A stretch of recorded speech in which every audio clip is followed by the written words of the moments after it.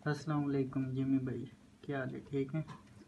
ये देख लें, ये न्यूजीलैंड ब्लैक के बच्चे जो है ना, आज 2 माह कुछ दिन के हो गए, 3-4 दिन के। अंधेरा है, वीडियो सही बन नहीं रही, नज़र भी नहीं आ रही।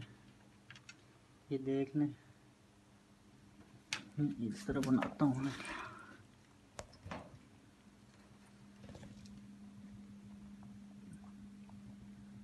दो माह 3-4 दिन के हो गए हैं। मादी ने फिर बच्चे दे दिए।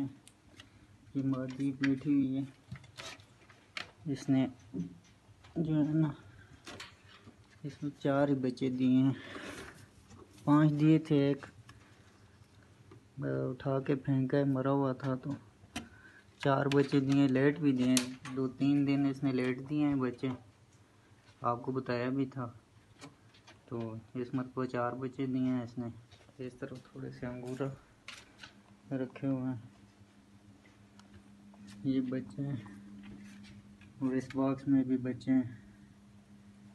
तो ये 2 माह के हो गए हैं। ये देख लें, नज़र तो नहीं आ रहे, दिन को टाइम ही नहीं मिलता। तो अभी रात का टाइम है, नज़र भी नहीं आ रहे।